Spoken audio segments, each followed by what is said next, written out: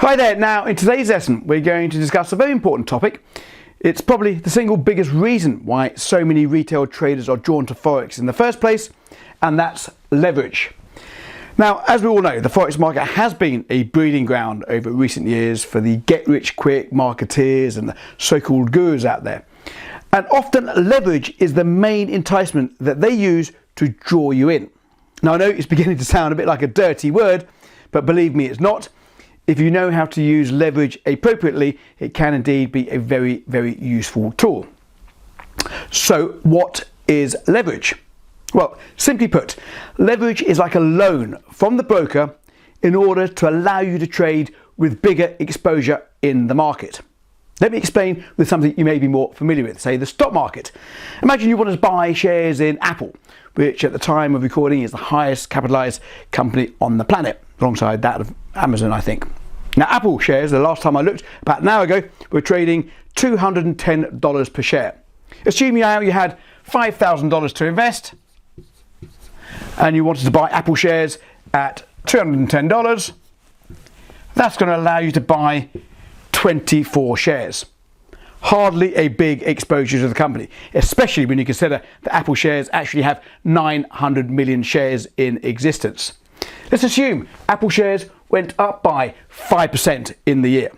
Well, that's going to give you a whopping $250 profit, hardly enough to buy you a good night out in London, New York, or any major city in the world. But with the Forex market, with the use of leverage, you're able to have much more exposure to these market moves. Now, some brokers in the past have offered excessive leverage again to entice you in, such as 100, 200, or even 500 to 1. Imagine that. Imagine you've got a $5,000 trading account and you're trading with 500 to 1 leverage. That means you're able to control $2.5 million of the currency. Absolutely crazy. I'm sure you will agree. More recently though, however, permitted leverage has been reduced by many of the regulatory bodies in the business. And I think for good reason as well, simply because people were overusing leverage and getting blown out of the market. I think it was Japan that were leaders in reducing the permitted leverage. They've now reduced their permitted leverage to just 20 to 1 on the major Forex pairs, which is followed by the US, which reduced their leverage, maximised at 50 to 1. More recently, the ESMA, that's the European Securities and Monetary Authority, reduced the permitted leverage on UK and European citizen accounts to just 30 to 1 on the major Forex pairs. Right, let's have a look now on the whiteboard and I'll show you exactly how leverage works with real numbers. Okay, and with the power of video editing, voila, here are my numbers. Okay, so let's just clarify here what we're looking at. I pulled up the euro against the US dollar. That's the most actively traded currency pair on the planet, as we know. And you know, with the euro against the US dollar, a pip is 10 units of the quote currency. So each pip for one standard contract, remember, is $10. So it's $10 per pip. Okay, and let's assume here we've got a trading account of $5,000. Okay, so we're going to trade $5,000 in the Forex market using leverage. Here are the different leverage amounts that I have given for this example. So we start off with 50 to 1 leverage. If you're using a $5,000 trading account and you're using 50 to 1 leverage, that means you're controlling $250,000 of the base currency, the euro. Okay, that would equate to 2.5 lots. Remember, each standard contract represents 100,000. So you're able to trade 2.5 lots. If you're trading with 30 to 1 leverage, which is the permitted amount under the EMSA, your $5,000 would allow you to trade $150,000 of the base currency, which would equate to 1.5 standard lots. 20 to 1 would be 100,000, would allow you to trade one standard lot, and if you were to trade just 10 to 1 leverage, you'd be trading $50,000, which would equate to a half a standard lot, and you get the picture. 5 to 1 leverage would just be $25,000 value, and that would allow you to trade 0.25 of a standard lot.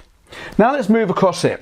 Let's assume we're going to be risking, say, 1% of our $5,000 on each trade that we do. So 1% is the maximum risk that we are going to allow for each trade.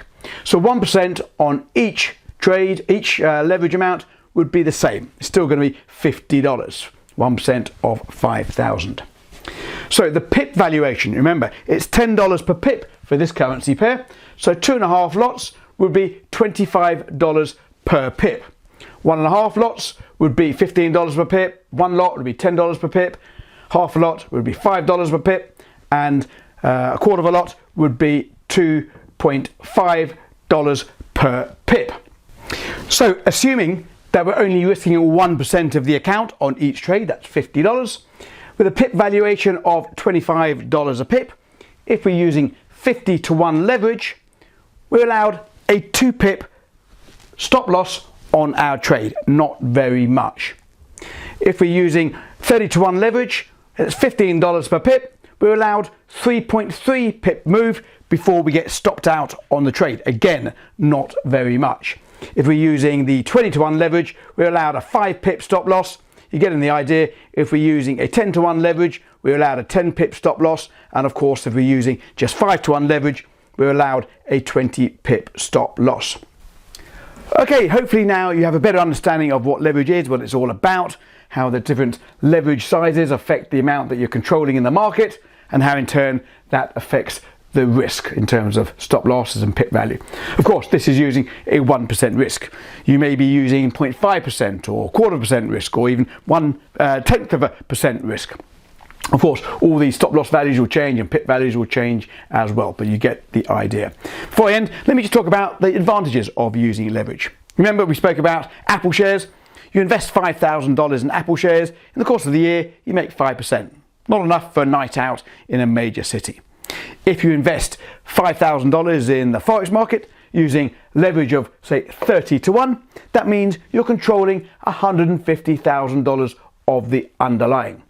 If you're right to the tune of 5%, same as the stocks, then that 5% would equate to a $7,500 gain, far exceeding what you made by buying Apple shares.